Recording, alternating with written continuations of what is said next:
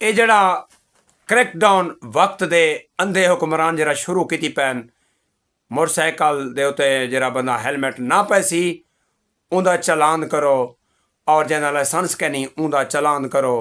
फिलहाल हैलमेट का मकसद क्या है कि इन्हें सेफ्टी वास्ते वे हैलमेट सेफ्टी वास्ते समझो गाल को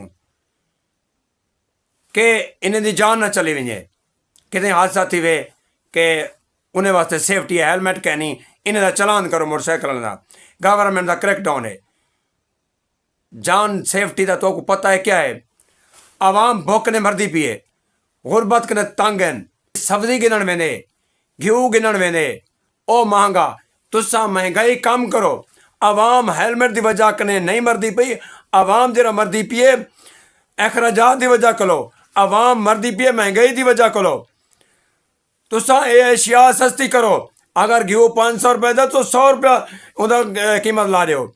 अगर एक मजदूर अपना घर नहीं बना सकता इन टाइम सिले का रेट 50,000 रुपया है तुसा आवाम के हमदर्द वे तुसा 10,000 रुपये लोड कर दो। और अगर तुसा आवाम के हमदर्द वे आटा सस्ता करो जो कि 4,045 रुपये मन लगा पे 1,000 रुपये मन लाओ। तुसा क्रैकडाउन शुरू की पो हैलमेट की वजह कने आवाम की सेफ्टी है आवाम की सेफ्टी हो नहीं। अगर घ्यू 500 रुपये किलो है तुसा 100 रुपये किलो ला रहे हो सब्जी 100 रुपये किलो है 9 रुपये किलो ला रहे हो और दीगर चीज़ा इवें जो महंगे वो सस्ता कर रहे हो। आवाम हैलमेट की वजह कने नहीं मरदी जिंदगी मौत अल्लाह दे आते लेकिन आवाम भुख कने मरदी पी है आवाम महंगाई कने मरदी पी है आवाम महंगाई की वजह को खुदकुशियां करनी पी है।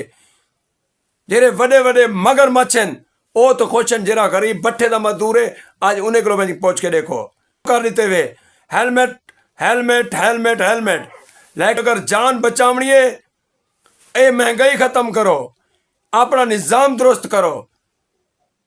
आवाम नाल इतना जुल्म बर्बरियत जबरियत ये बंद करो।